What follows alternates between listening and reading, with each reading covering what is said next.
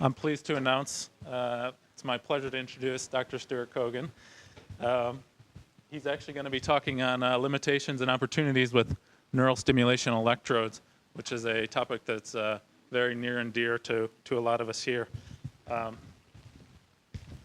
Dr. Kogan, he received his bachelor's in 1975 in mechanical engineering and master's in material science from Duke University in 1977. After that, he obtained his doctorate in 1979 in materials science from MIT, actually. Dr. Kogan was then visiting assistant professor in mechanical engineering and material science at Duke in 1979 and 80.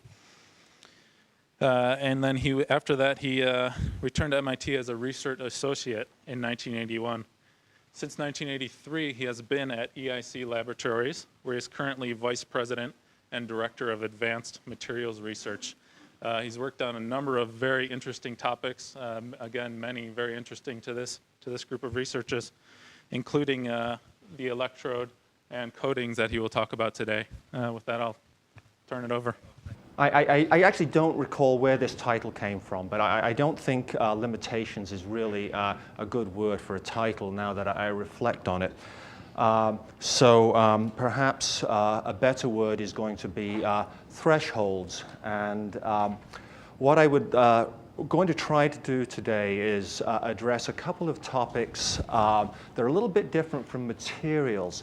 And what I want to do, two things. The first is I would like to review with you what I know about the literature and some opinions concerning electrical stimulation tissue damage thresholds and electrical thresholds for electrode damage with what we know are functional clinical thresholds in various applications of neural stimulation as a first thing. And then to do that in the context of a movement as new therapies, as new stimulation therapies emerge, a movement from the macro or large area electrodes to small area electrodes. So most current clinical applications involving functional electrical stimulation involve fairly large area electrodes. And those of you in the know actually probably recognize this as an ECOG recording array rather than a stimulation electrode, but I couldn't find another picture. So there's. But anyway, these are large area electrodes, typical, for example, of the size of a spinal cord stimulation electrode for pain.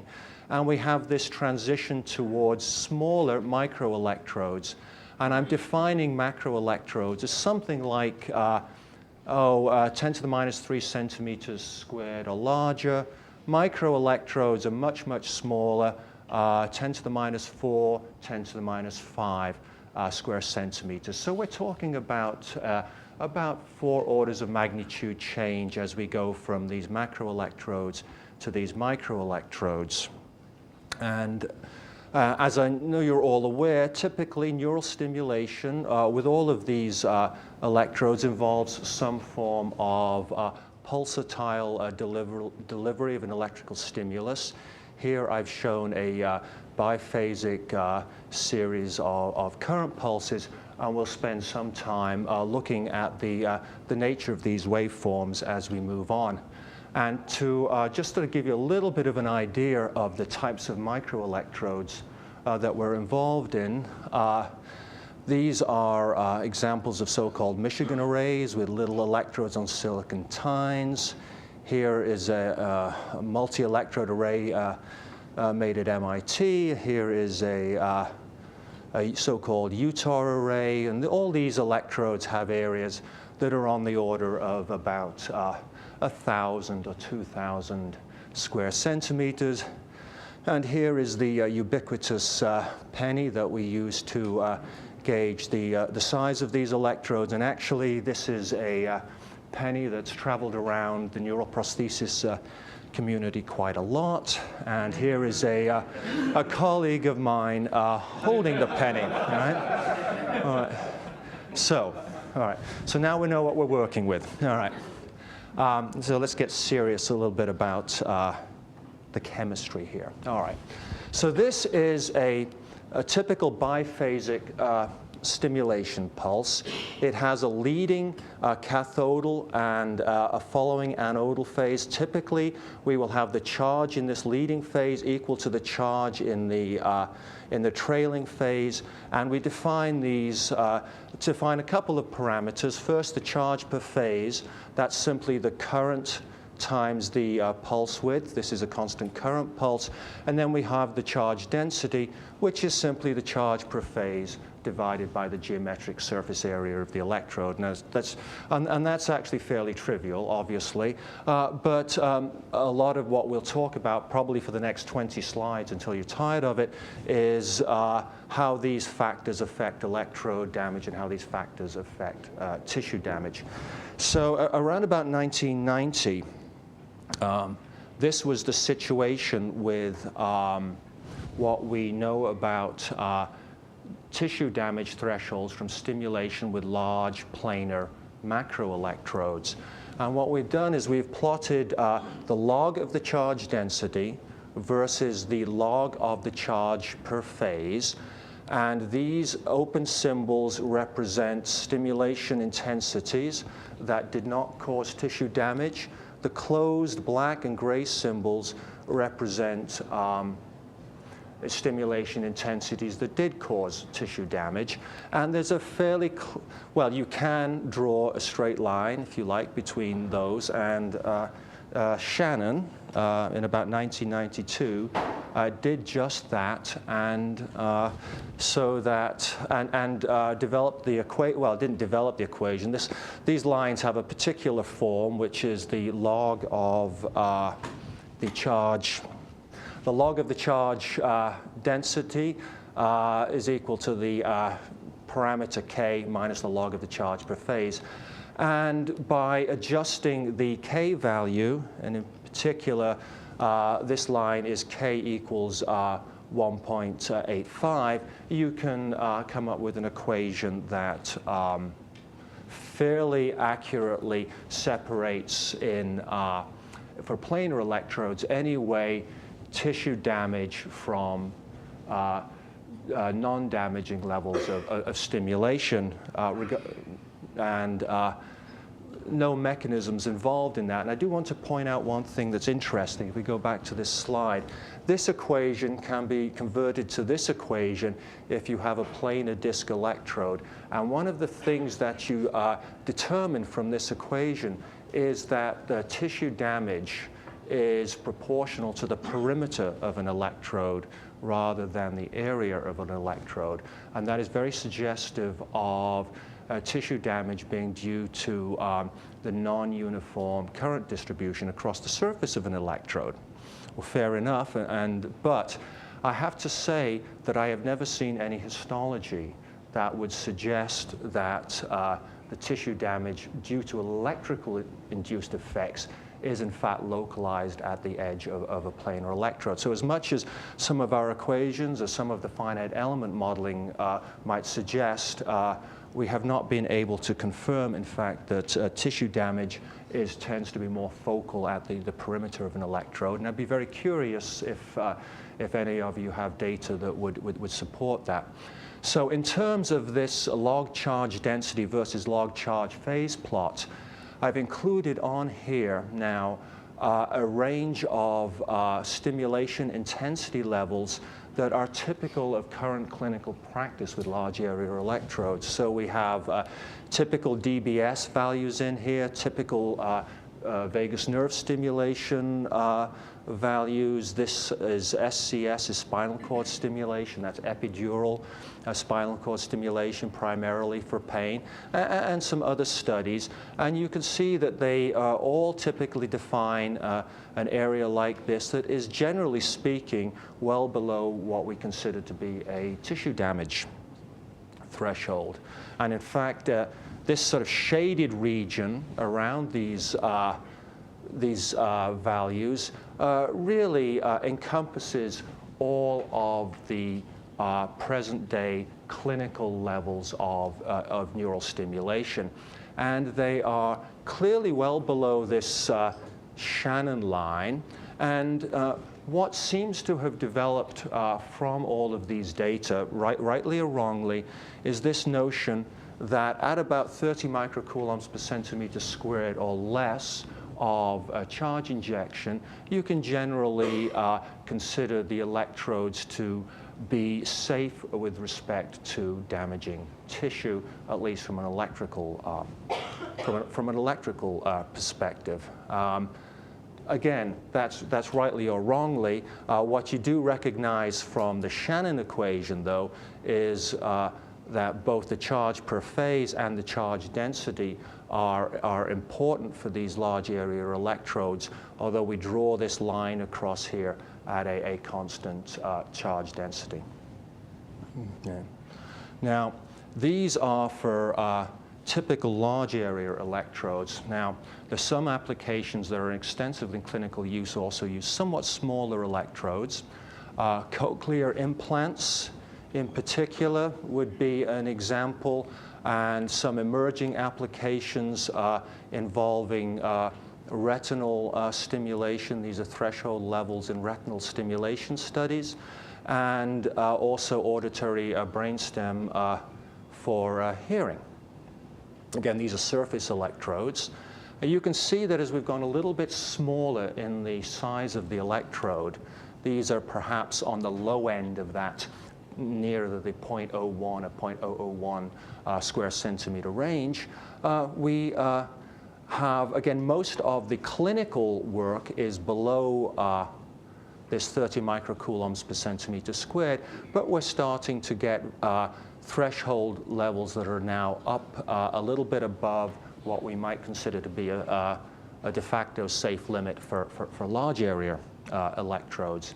And we can continue going to smaller electrodes. And if we now go to microelectrodes, these are, in the colored symbols, are threshold values or functional values for studies involving microelectrodes. Most of these are probably in the cortex.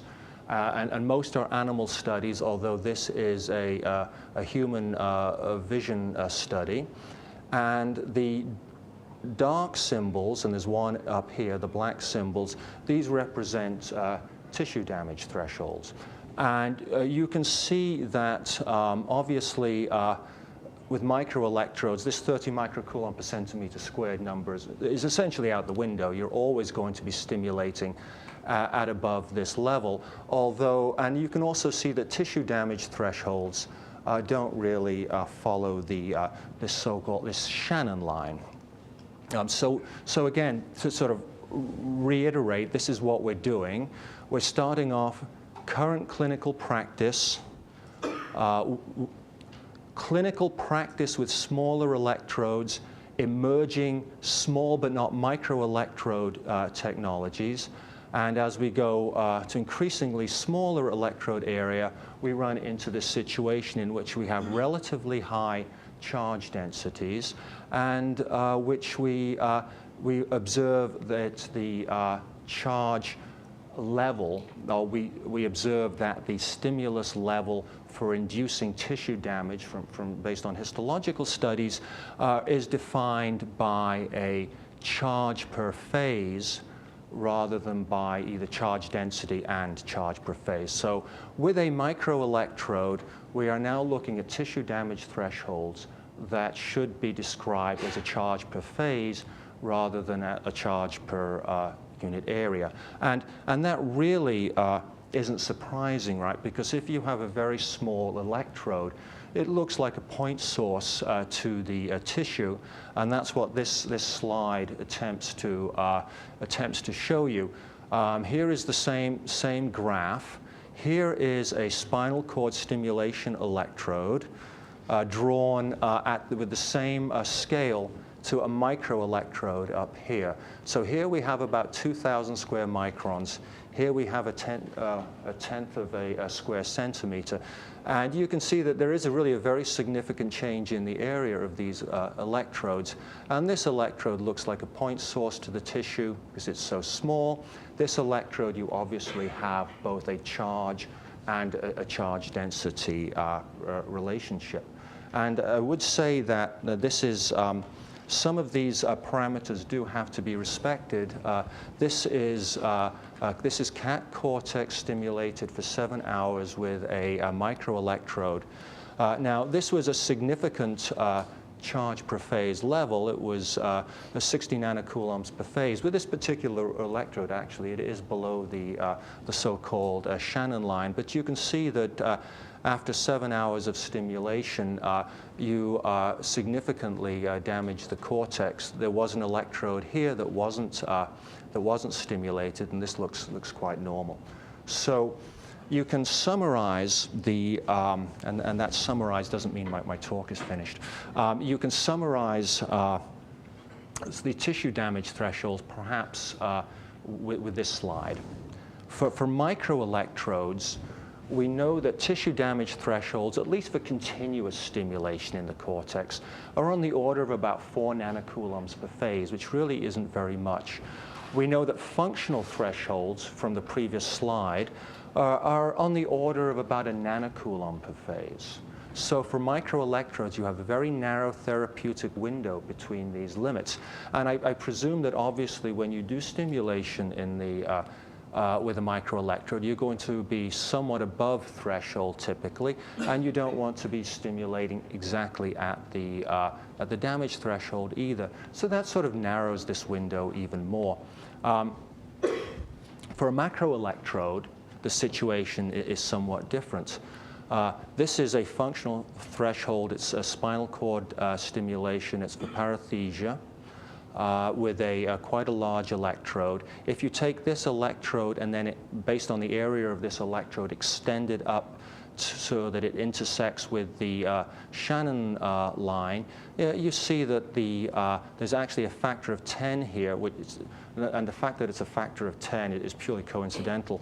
There's a factor of 10 difference here, so there's a much broader therapeutic window for a macroelectrode than there is for a microelectrode with respect to tissue damage. Right? So these are tissue damage thresholds. So now we want to consider with the electrode materials what sort of damage thresholds we might have to deal with in terms of maintaining the integrity of the electrode. So from the previous data, we know that the charge per phase range is about 0.4 to maybe 3.5 nanocoulombs per phase in most clinical applications. Charge densities are quite broad too, from 0.3 up to 3,600 microcoulombs. For a macroelectrode, we will operate at a high charge per phase and a low charge density. And for a microelectrode, it's the opposite. We'll operate at a very low charge per phase, but a very high charge density. And really, it's the charge density that determines whether or not you're going to damage the electrode and whether or not there are reactions happening at the electrode that might be damaging to tissue. So what I've called noxious reactions. So how do we assess the safe stimulation with a microelectrode, or really any electrode for that matter? Historically, it's always been defined as the charge density limit that causes electrolysis of water. So that if we inject enough charge into the electrode and it is polarized, for example, in the negative direction so that we get reduction of water, when water is reduced, you have a pH shift, you get hydroxyl ion generation. If you do it aggressively enough, you get hydrogen gas produced. If you polarize an electrode too positively so that you get oxidation of water on the electrode, then you will generate protons. surrounding medium will become acidic, and you also run the risk of generating oxygen gas. And the method of determining whether or not a stimulation level is going to be at least non-injurious to an electrode now has been to determine whether or not the electrode is polarized to these negative or positive limits that cause electrolysis of water. And what I would say is that my experience has been that for electrodes like titanium nitride, electrodes like iridium oxide, electrodes like platinum or platinum iridium, this is basically has been the case that if you don't exceed the electrolysis limits, you don't damage the electrodes. Now perhaps if you are using stainless steel as an electrode, then you have to be more concerned. But not to be sure that I don't give a presentation that doesn't have a cyclic voltammogram in it. So does anybody know what a cyclic voltammogram is? I know there are some of you guys do quite well, but they all should. But yes, well said, Tom. Well said. But here is this is in vivo data. I think this is where is this? This is subretinal in rabbit, I believe.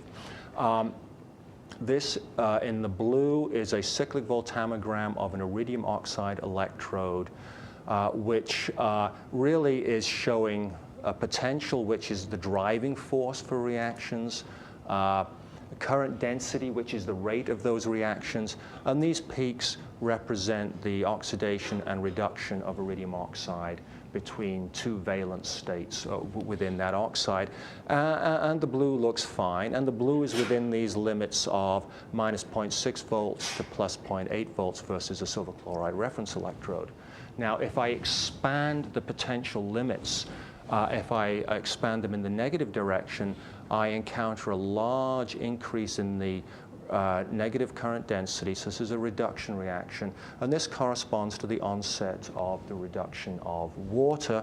And if I push the potential of the electrode more aggressively in the positive direction, I have another onset reaction which corresponds to the oxidation of water.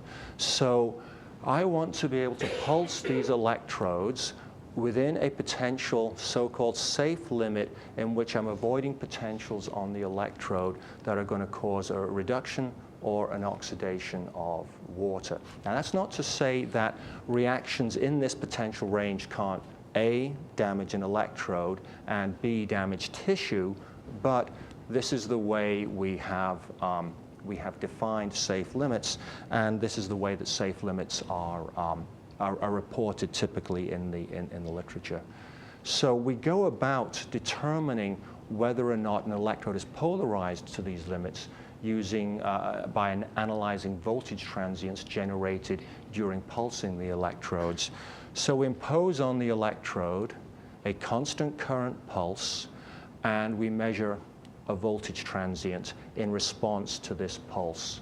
So we want to analyze the voltage transient and to determine from this voltage transient what the real potential of the electrode is. And there are some confounding effects. You have various IR effects that create some problems for you. So what I'm showing you here is a baseline potential of the electrode. This is V bias.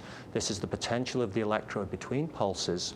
When you turn on the current pulse, you get a large, not quite instantaneous, but almost instantaneous increase in the voltage on the electrode due to the IR of the tissue. The tissue has a certain resistance.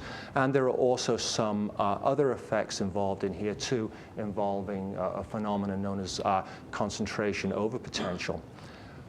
Then we have a more important region here, which is an increase in the potential of the electrode, which I'm ascribing primarily to polarization of the electrode across the electrode-electrolyte interface. That's polarization across the double layer. And this is the guy that is going to cause damage or going to cause reactions that you may or may not want. You'll see in a minute a little bit how we determine the maximum potential excursion. But suffice it to say, the way we do this is when we turn the current off, we look at the potential when the current is zero. So when the current is zero, there's no IR in the tissue. So at this point right here, at least we have subtracted out, by virtue of having zero current, most of the ohmic contribution to the voltage transient. And this value I'm calling the maximum potential excursion of the electrode. Since this is a negative going pulse, that's the maximum negative potential excursion, and I'm going to compare that value with the minus 0.6 volt limit for the reduction of water on the electrode.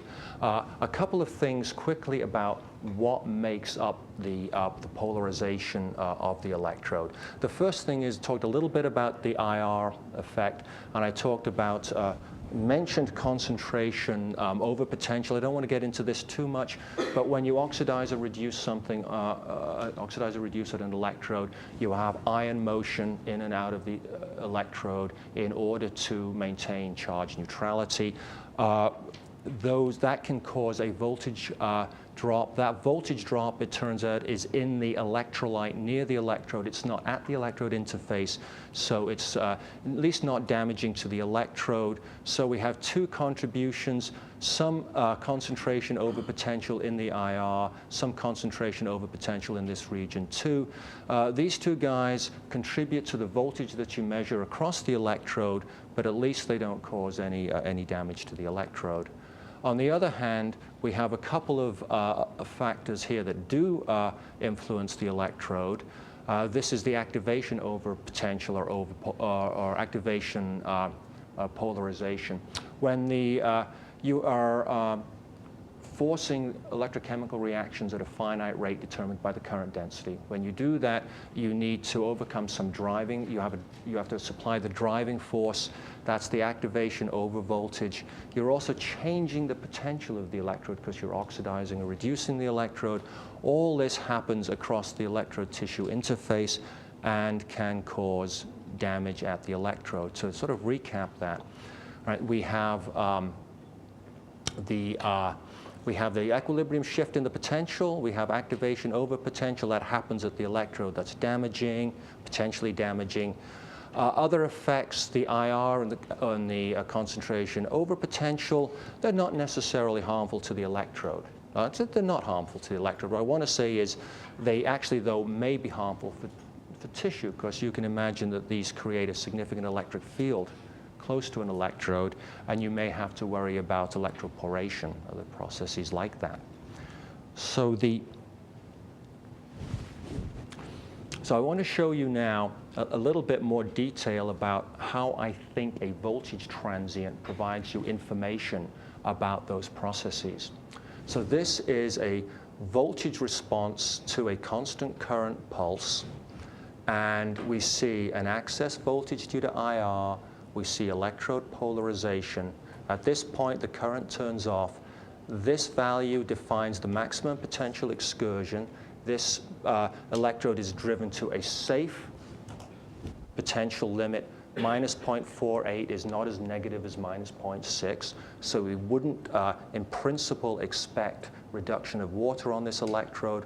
Once the current has gone to zero, we see a transient effect, which I am ascribing to the re-establishment of an equilibrium concentration of counter ions, and the fact that always the electrode, to some extent, is non-uniformly oxidized or reduced, and so that non-uniform redox state of the electrode is equilibrating in this potential region, and we see a change in the measured potential, noting the current here is zero.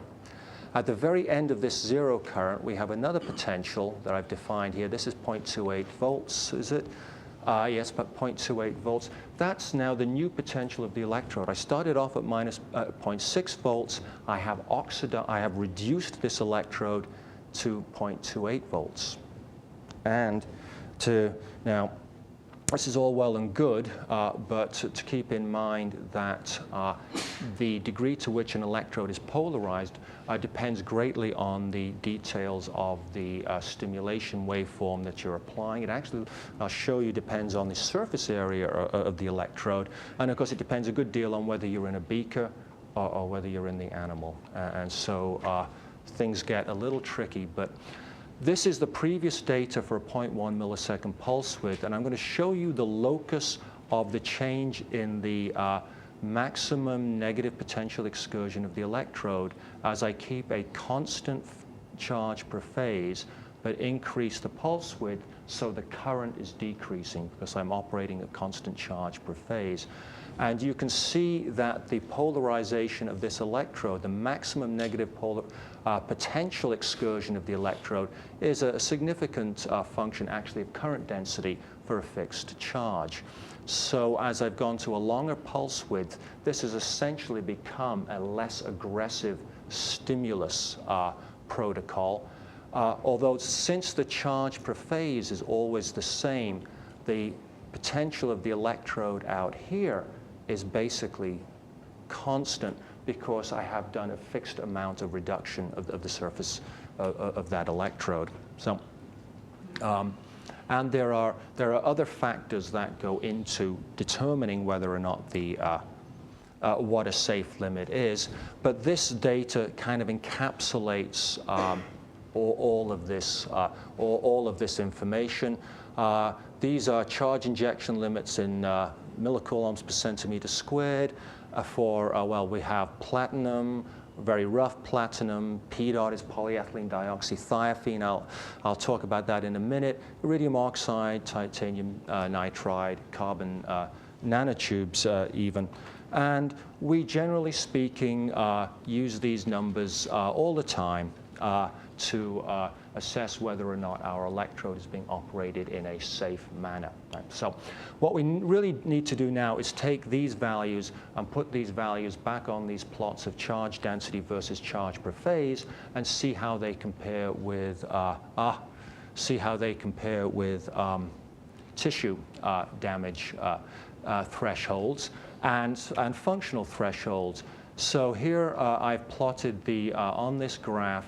We have plotted the limit for iridium oxide.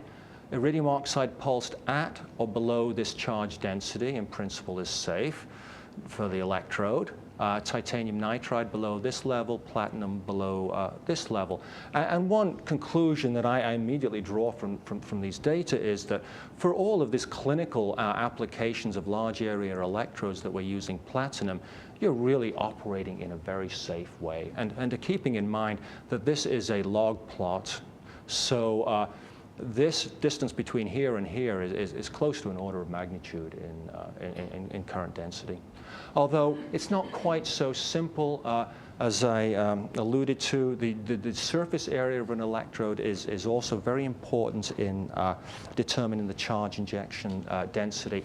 And sort of a notion I would like to get across here is that a lot of the electrochemistry that goes on these electrodes is determined by transport in the electrolyte or in the tissue to and from the electrode, and these can have quite a profound effect on what you measure for an electrode. Now, this is an example of a sputtered iridium oxide electrode and measurements of charge injection with electrodes varying in diameter from 400 microns to 50 microns, and with a wide range of iridium oxide film thickness from about 200 to 1,000 nanometers. And the point of this graph is sort of twofold, really. One is that the maximum charge that you can inject with this electrode without polarizing water increases quite significantly as you decrease the surface area of the electrodes. So we have macro out here and beyond. We have microelectrodes down in this region here. And it's interesting to note now that the geometric surface area of this electrode is more important in determining the charge injection capacity of the electrode than the thickness of my low impedance coating. So the low impedance coating thickness has much less impact than the the geometric area. And you can see that this is in fact about a factor of 2. It's more than a factor of 2, in fact, difference with the smaller area electrodes. This is a diameter, giving you much higher charge capacity. So you can take these data and you can plot these data on this graph that perhaps you're getting tired of seeing log charge density versus log charge per phase. But these are lines for given electrode areas terminating in the charge injection capacities determined specifically for the electrode area. And here is what we've been drawing for iridium oxide. Here is what it's really doing. As the electrodes get larger, we tend to get a decrease in the charge injection capacity of the electrode. You can see for the iridium oxide, compared to most microelectrode applications anyway, they're still, they're operating in a very safe, you're operating in a very safe region. Actually, the situation turns out to be a little different for platinum, and this actually surprised me. We've always quoted safe limits for platinum, about 100 microcoulombs per centimeter squared. And that's based mostly on data with very small area electrodes. And so a little while ago, we made some measurements with much larger area electrodes. And since we are dealing with non-uniform current distribution, since we are dealing with limitations of transport in the medium, when we go from a micro platinum electrode to a more clinically relevant for at least macroelectrode size, we see a fairly significant decrease in the charge injection capacity as we go from small to large. And so this is actually only about 50 microcoulombs per centimeter squared for a large platinum electrode. Although my guess here is that, certainly in applications like cardiac pacing, you may well be above 50 microcoulombs per centimeter squared, but the heart still beats, you get some fibrotic encapsulation, the patient lives, it's okay. So, all right. So then we've done area. We know that there is a limitation, as you saw from the effect of area on the charge injection capacity. Now we should go to the in vivo situation. And this is an example of an electrode that has been pulsed subretinally in rabbit in vivo here. These are the voltage transients. This is the same electrode. This is essentially before and after implantation of this electrode. So we got this result. We went into the animal. We got this result. We came back out of the animal. We got this result. And it's quite obvious that the animal is a more resistive environment than the beaker. And so we see a significant increase in the ohmic contribution to this voltage transient. But notice also that the slope in our polarization regions here is also steeper in the animal. So there is more electrode polarization in the animal. So if we really want to know what a safe charge injection level is, we have to measure it in vivo rather than in vitro. And I would say that the vast majority, if not all, of the reported thresholds for avoiding water electrolysis anyway that I've seen have always been measured in vitro, and perhaps it's a failing that we haven't started to understand in more detail what the electrochemistry of these electrodes is in vivo and what is rate limiting in vivo. And this is similar data. This is the previous slide showed acute. This is chronic. This is a subretinal array in pig. You can see this is the vasculature in the retina. This is the waveform at a 400 microamp pulse of 14 days, 27 days, and 77 days. And you can see that really the situation is getting worse in terms of the driving voltage and also actually in terms of the polarization. But still, these electrodes are operating somewhat in safe limits. So here's the previous data showing what happens to these electrodes when we pulse them. This is pulsing at a pretty high current density.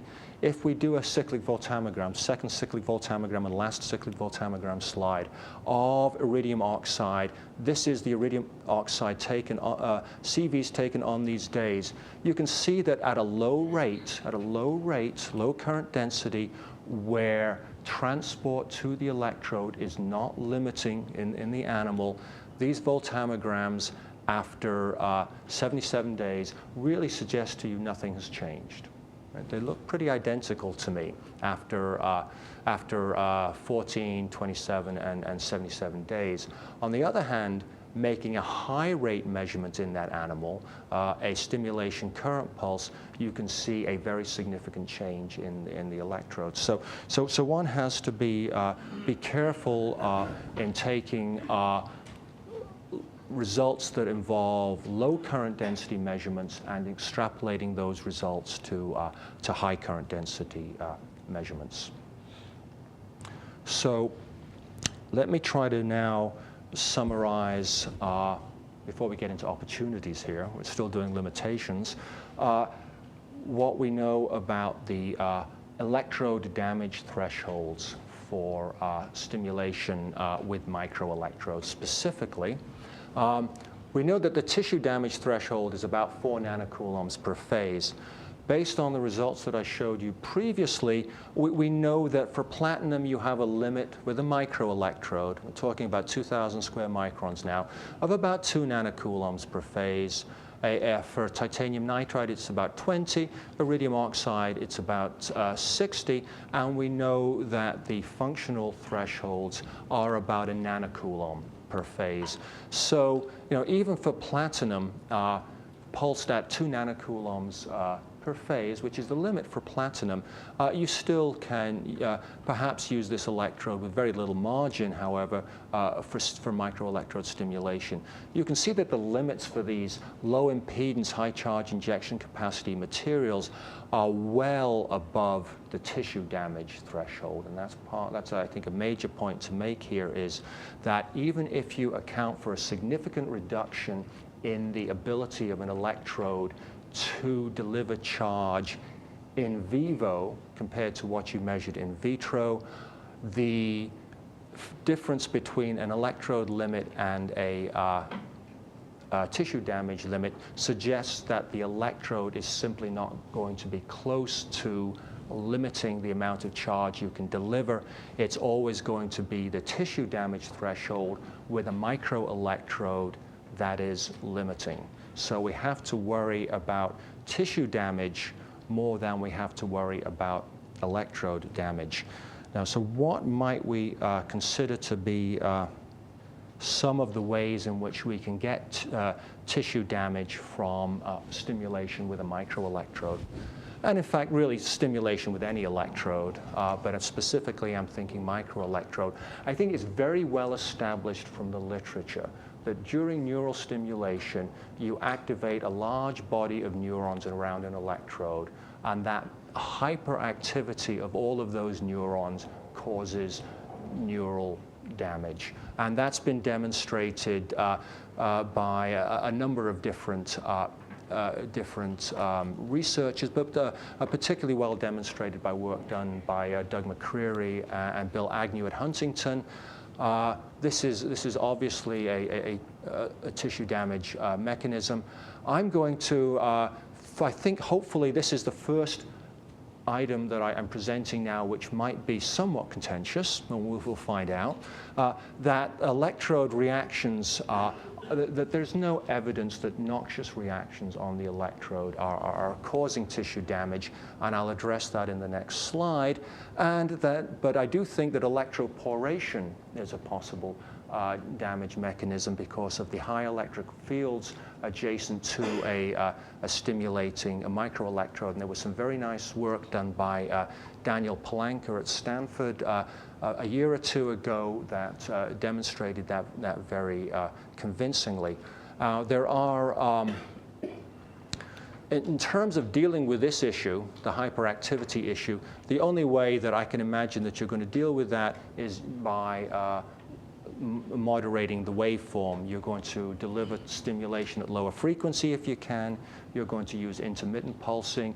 You may use interleaved waveforms if you're using multiple electrode stimulation.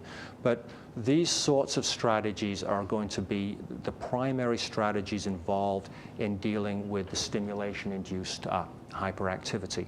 So let me just go a little bit now to the question of noxious reactions. Now, I think that there are only a limited number of possibilities for noxious reactions. We have pH change, we have oxygen reduction, electrolysis of water. So we're pulsing these electrodes so that we don't get electrolysis of water, hopefully. There typically will always be some pH change around an electrode when it's pulsed. There is buffer present, and I'm presuming now that the local buffering capacity will moderate that pH change adequately. There is a question of oxygen reduction at these electrodes, and to the extent that oxygen reduction may or may not be a harmful reaction, because the products of oxygen reduction are chemically quite aggressive. So in this experiment, which is an in vitro experiment, we have been looking at a platinum electrode and an iridium oxide. SIROF is spudded iridium oxide. And comparing voltage transients of these electrodes in a physiological saline that is either saturated with oxygen or is deoxygenated by saturation with argon. And we can look at the platinum electrode and we can see that these voltage transients are a little bit different in the presence of oxygen and in the presence of, or in the absence of oxygen. There's a small change in the maximum potential excursion of the electrode due to the presence of oxygen. There is presumably oxygen reduction going on here, so the electrode in the presence of oxygen doesn't get polarized quite so negatively. And in this region in here, between the, after the current is turned off, we can see that the reduced surface of the electrode is actually, this is a corrosion reaction, not necessarily a harmful corrosion reaction, but the reduced surface of the electrode is being oxidized by the presence of oxygen, so its potential becomes more positive more rapidly than in the electrolyte that has no oxygen present. We repeated this experiment with a spudded iridium oxide electrode, polarized through a region in which we would expect to get oxygen reduction. And in fact, we found absolutely no evidence from this using this technique that there was a contribution of oxygen reduction to the charge admittance on the iridium oxide electrode. Now, getting back to the platinum electrode, we were able to show that about 7% of the charge on the platinum electrode in this environment is due to reduction of oxygen. Now, this is at a concentration, a saturated saline. It's a concentration, I think, of about 1/10 molar oxygen in this electrolyte. In vivo, the concentration is about 20 times less, and you're also in an environment which is diffusionally constrained. And I would hazard that the polarization, or I would hazard that the amount of oxygen reduction in vivo is a great deal less than 7%. In fact, I would suggest that it's probably well less than 0.5%. And now that's not to say that 0.5% charge admittance of oxygen reduction in the charge admittance reaction is not harmful, but it's certainly not a major component. So now let me get to possibly where there are some opportunities here with, oh, you want me to do 5 minutes? Okay, I can do 5 minutes. This is an example of a microelectrode that we've coated with polyethylene dioxythiophene. Polyethylene dioxythiophene is an intrinsically conducting polymer. We compared the charge injection properties of polyethylene dioxythiophene with iridium oxide, and we were absolutely ecstatic. Now, at that time, maybe I didn't have such an appreciation for the fact that maybe it doesn't matter because charge injection capacity here is more than adequate. But anyway, the P dot had a huge charge injection capacity. I mean, we're very excited about that. And this is P dot electrode deposited on a microelectrode. You can see it's like a sheath here. We started to do animal studies with these electrodes being stimulated in cat cortex. And here is a very interesting slide. These are after 30 days of pulsing at 2 nanocoulombs per phase, above threshold, below tissue damage in principle, 8 hours a day, so that's 240 hours of pulsing. These are healthy neuron counts around the P dot electrodes versus an activated iridium oxide electrode. And you can see that the P dot, the neuron survival around the P dot is significantly higher than it is around the activated iridium oxide electrode.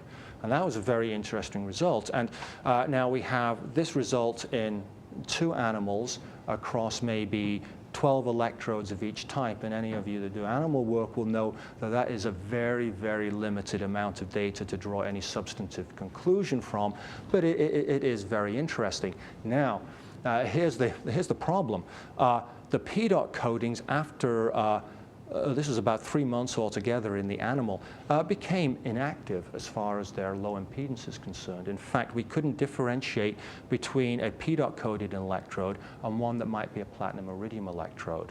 Yet we have very good neuron survival around the electrode, and we've been pulsing at 2 nanocoulombs per phase for 8 hours a day for 30 days. So what's going on there? Well, let me say that I think that there are a couple of hypotheses here, right? One hypothesis is that, based on experience, the P dot doesn't stick very well to electrodes, and tissue integrates into P dot quite well. And I wouldn't be at all surprised if what has happened here is that the P dot has separated from the tip of the electrode. It's well integrated into the tissue, so it's electrically isolated electronically from the electrode. So we see platinum iridium, which was the underlying electrode. But we now have the tip of the electrode essentially surrounded in this ionically conducting but perhaps protective sheath that might be doing one of 2 things. It could, for example, be limiting damage due to micromotion, because you are now the micromotion of the electrode is within a non-tissue sheath. Maybe it's pushing the electric field, it's reducing the electric field that the surrounding cells are seeing. Maybe it's reducing electroporation, and I don't know, but I think that there are some very interesting work. Some of the work is going on here, being case, looking at how we might have coatings on electrodes that would possibly reduce tissue damage, or give you at least tissue damage from reactions that happen close to the electrode. And so this is the last substantive slide. One of the other areas of work we've been doing at EIC Laboratories is looking at biodegradable coatings on the tips of microelectrodes and putting nerve growth factor into these coatings with the intent of providing nerve growth factor for about 15 days or so after implantation of the electrode. And the idea there is that you're trying to rescue neurons from the trauma of the insertion. We don't have any good way with just a passive coating on these electrodes of providing a neurotrophin for a long period of time. But we'll see what happens. This study is now ongoing, and we're looking at recording in cat cortex, and we'll find out whether or not the nerve growth factor has any benefit to the, should we say, the chronic signal-to-noise ratio for recording in cat cortex. So, in summary then, just a few things to say. So I think with microelectrodes, right, that tissue damage is the issue, not electrode damage. Tissue damage thresholds seem to be an order of magnitude or so less than electrode damage thresholds. So this means that its charge per phase is the relevant factor. We're dealing with essentially, at least for tissue at some distance from the electrode, it's obviously a point source. I suggest that the tissue damage mechanisms go in this order, that hyperactivity is probably the most important, perhaps electroporation, and then lastly, noxious reactions at the surface of the electrode. This is very difficult to deal with. We're trying to deal with these issues a couple of ways. One is with the passive electrode coatings. That's the polyethylene glycol, PLA coatings that you saw eluting nerve growth factor, and perhaps the results that are very preliminary that we got with PDOT suggest that maybe PDOT is not a particularly useful charge injection coating for an electrode, but certainly those results point to having a passive ionically conductive coating on an electrode that maybe pushes excitable or perhaps tissue that is susceptible to damage a little bit further away from the electrode. So I'll finish there. Thank you. So this is just a small token of thank you from the FES and APT centers for well, thank you very much. taking the time to come visit us. That's very nice. I love chocolates. And with that, I'll open it for questions. Just one quick question about, you sort of quickly dismissed the oxygen reduction by showing 1 CV with a small amount of reduction.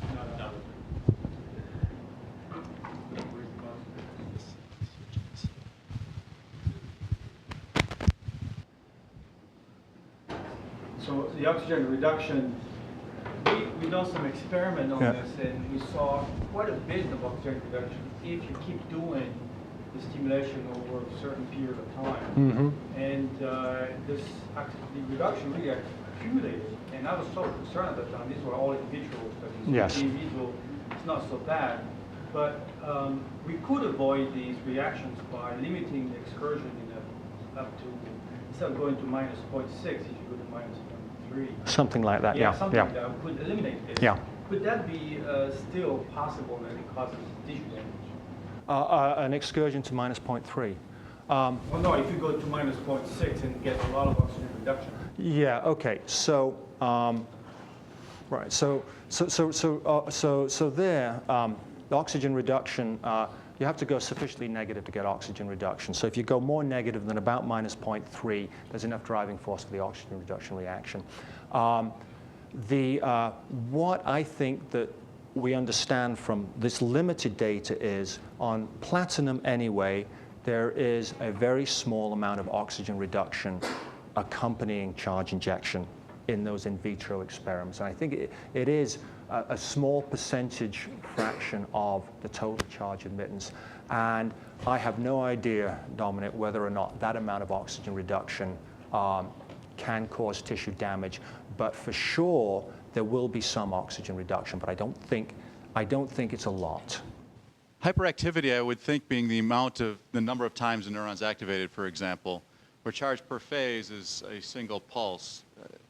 What's the connection between the two, or what piece am I missing? Why is it charge per phase as opposed to number of pulses and the frequency? Well, it is the frequency too. So I've just shown charge per phase, and the neural damage is quite sensitive to the frequency that you present these pulses. And so most of the data that I have seen is typically at about 50 pulses per second or higher. There's a significant reduction not only in the tissue damage at a lower pulse frequency, but also in this phenomenon called Sydney, which is the stimulation-induced depression of neural excitability, which is also a problem. So yes, you're quite right. Frequency is equally important. Low frequency is obviously much less harmful. Yeah. Tom. The hyperactivity has always intrigued me as a mechanism because apparently you have to reach a certain level of charge injection to see this phenomena. It would always seem to me that the cells close to the electrode were always active. Mm-hmm. So I never quite understood how you separate that out. Okay. From Because you're going to drive those cells close Yeah. to the electrode every yeah, time. so separating them from reactions at the electrode interface that may be damaging them is what you're asking, right? It So wasn't particularly that. It was mainly, how does this work? Is because you can drive these forever at a low amplitude, but not at a high amplitude. right. What's Well, going on here? we don't know what mechanisms are causing the hyperactivity damage to neurons.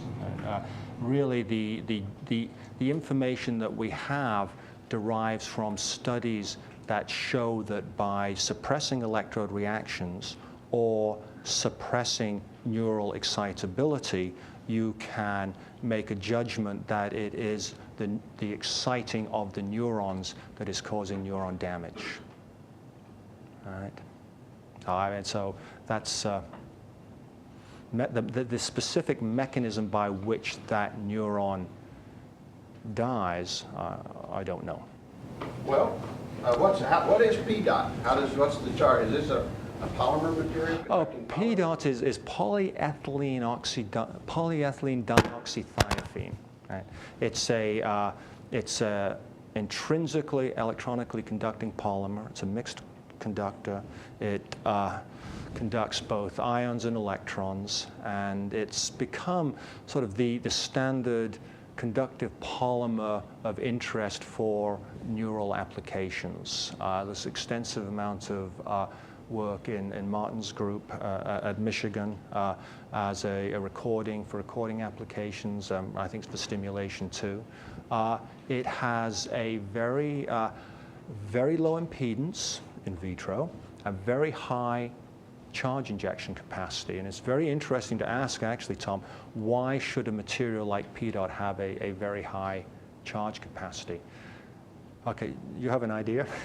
let me say that, and one of the things to think about here is that with platinum or with iridium oxide, the likely counter ions, these are the ions that maintain charge neutrality, are protons or hydroxyl ions.